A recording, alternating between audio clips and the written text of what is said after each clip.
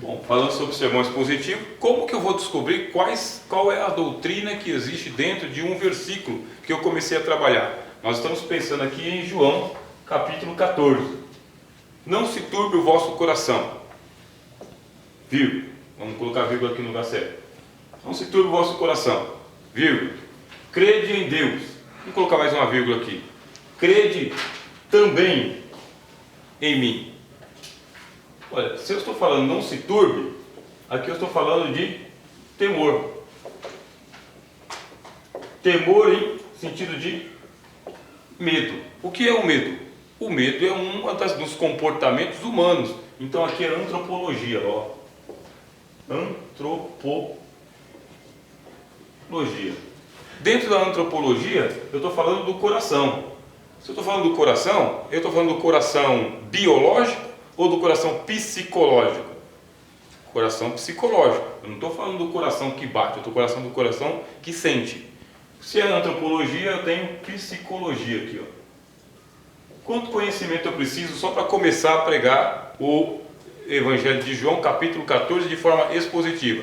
Eu já tenho que ter um preparo teológico, porque quando eu estou estudando teologia, eu estudo antropologia.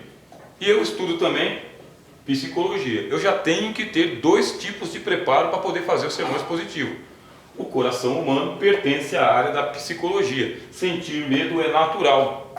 Sentir medo diante do desconhecido. Sentir medo diante de uma ameaça. Sentir medo por angústia. E Jesus está falando que o meu coração não pode se turbar. Turbar é ficar curvado.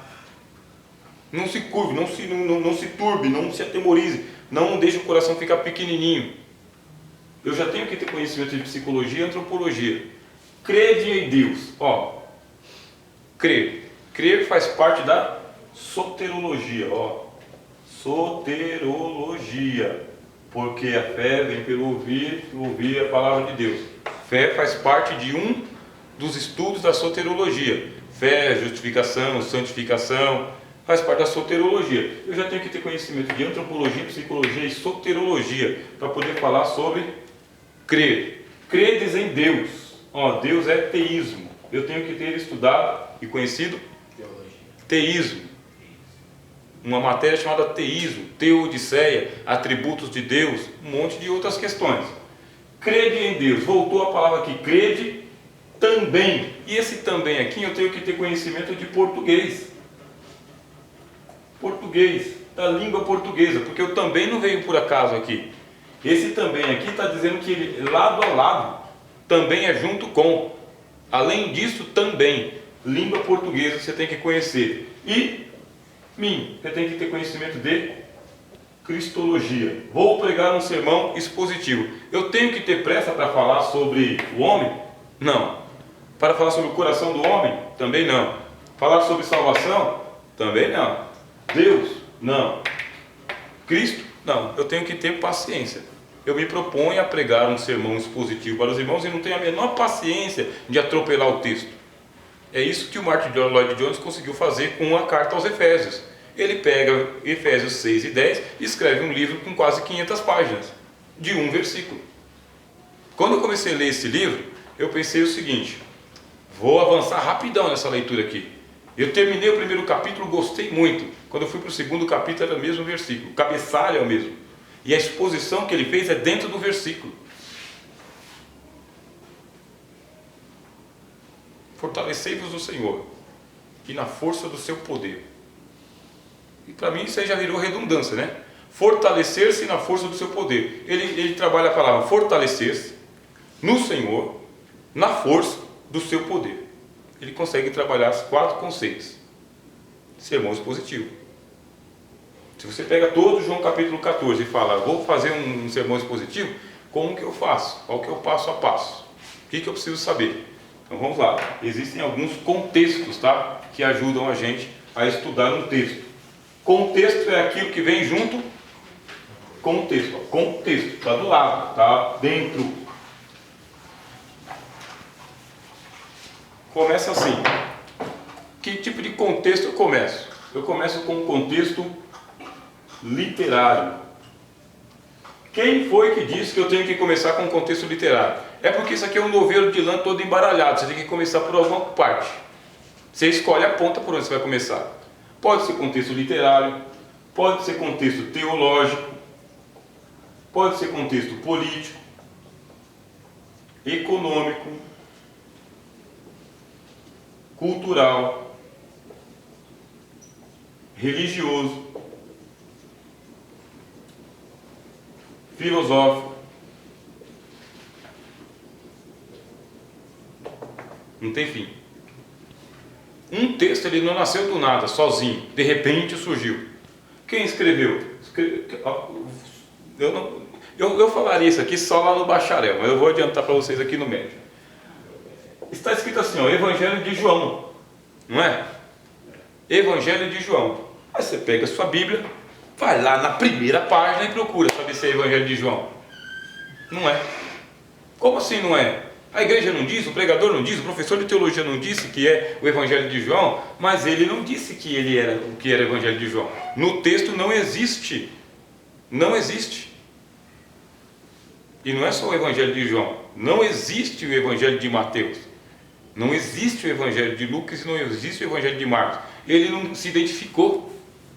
O apóstolo não se identificou. E não é só o Evangelho que não se identificou. Várias cartas do apóstolo Paulo também não tem dizendo que é o apóstolo Paulo. Algumas cartas do apóstolo Paulo podem ter sido atribuídas a ele sem ter sido ele que escreveu. Algumas partes dentro das cartas de Paulo podem ser inserções que não vêm da mão de Paulo. É um conserto. Por que a gente fala isso aqui só lá no bacharel? Para os irmãos não ficarem desanimados com a Bíblia na mão. Nossa, eu não sabia que isso aqui não é de João. A vida toda eu falei que é o Evangelho de João. Quem foi que disse para mim que é o Evangelho de João, que foi João que escreveu? Quem disse isso para nós foi a tradição da igreja. Ó. A tradição da igreja. A igreja, desde o primeiro século, segundo século, disse para nós que foi o apóstolo João que escreveu e a gente acreditou e ponto final. Mas é tradição. É só tradição. Se eu disser para vocês, por exemplo, que o livro de Jeremias, quem escreveu foi um homem chamado Baruque. Jeremias ditava e Baruque escrevia. Baruque era o secretário e Jeremias era o autor das palavras. Escreve aí Baruque. E agora? Por que a gente estuda isso aqui no bacharel? Para você saber que existe um contexto. Você vai pregar um sermão expositivo, não é fácil você pregar um sermão expositivo. E quando eu apresentar para a igreja esse sermão expositivo, eu vou apresentar como o Evangelho de João. João, o discípulo amado, João o apóstolo, João o evangelista, escreveu o capítulo 14 de João dentro de um contexto. Que tipo de contexto? Contexto literário. O que é contexto literário? É o tipo de texto que ele vai escrever. Será que ele vai escrever uma profecia? Será que ele vai narrar uma história? Será que ele vai escrever em forma de provérbios? Será que é um código de leis? Porque o Evangelho de João não pode ser lido como se fosse uma carta doutrinária, uma epístola, por exemplo. É uma narração. É uma narração da vida de Jesus, mas não de toda a vida de Jesus. É uma narração do último ano de vida de Jesus, praticamente. Ele pega alguns pedacinhos do começo do ministério de Jesus, que é a boda em Caná da Galileia, e depois ele já vai para a purificação do templo, e da purificação do templo é a última semana da vida de Jesus. O Evangelho de João ele não cobre mais do que um ano da vida de Cristo. Não passa disso. É um ano e olha lá, é o último ano. Não chega a um ano. Mas eu tenho a impressão de que são os 30 anos da vida de Jesus. Então é uma biografia? Não é uma biografia. O Evangelho de João não é uma biografia da história de Jesus. Porque na biografia você tem do começo ao fim. Você tem a vida inteira. Não é isso que acontece. Outra coisa, o Evangelho de João ele não conta aquilo que aconteceu nos Evangelhos sinóticos. Ele selecionou 7 milagres que nos evangelhos sinóticos não estão. Aí você fala, por que Mateus nunca falou da ressurreição de Lázaro? Por quê? Lucas não falou da ressurreição de Lázaro. Por que nenhum dos outros evangelhos falaram sobre a água transformada em vinho? Olha que milagre! A água transformada em vinho. Por que os outros evangelhos não falam sobre o sermão da despedida? Não falam. O que aconteceu? Essas perguntas você vai fazendo. Eu quero pregar um sermão expositivo, eu tenho que ter o texto na mão. Eu tive um gerente que ele falava para mim assim: rapaz, você tem que ter a sua sessão na mão. O que é isso, sessão na mão? Quem são os seus funcionários, quando que eles vêm, quando que eles folgam, quando que eles faltam, onde que eles foram, quais os produtos que você vende, qual que você joga fora, qual que você vende mais, qual que você não vende, onde você vai montar a sua sessão, a sua escala. Tem que ter a sua sessão na mão. Quando eu perguntar para você os números de venda, de meta, você tem que estar tudo na mão. Não quero que você olhe no papelzinho, quero que você saiba na mão. E o que fazia o irmão Rogério? Lição de casa. É o que eu fazia, tinha a sessão na mão. Não tinha hora que ele chegasse para mim para fazer pergunta que não estava tudo na mão. Todos os números, todos os funcionários sabiam explicar tudo da minha sessão. Tudo. Mas por causa que você tem que ter na mão. A mesma coisa é o texto que você vai pregar. Vai pregar? Tem que ter o texto na mão. Precisa, irmão Francisco, ter o texto na mão. E ainda tendo na mão, escapa, viu? Escapa. Ó, contexto literário, tipo de texto que eu tenho na mão. Contexto teológico. Qual que é o cabedal de conhecimento teológico que João tem? O que ele sabe que eu não sei? Qual que é a teologia dele? Quem foram os mestres dele? Quem foram os rabinos que o influenciaram? Como que ele pode dizer o seguinte, que Caifás tem o Espírito Santo? Até hoje eu pergunto isso. Porque ele diz que Caifás tem o Espírito Santo, não é? Anás e Caifás? Não, vocês não sabem o que vocês estão falando. Não precisa a nação inteira perecer. Apenas um homem precisa perecer pela nação inteira. Quem é que falou essa palavra? O sumo sacerdote. Aí o evangelista João fala, ele falou isso pelo Espírito Santo. O Espírito Santo falando pela boca do assassino de Cristo. Deu um nó na minha cabeça. Ele tem um conhecimento teológico que eu não tenho.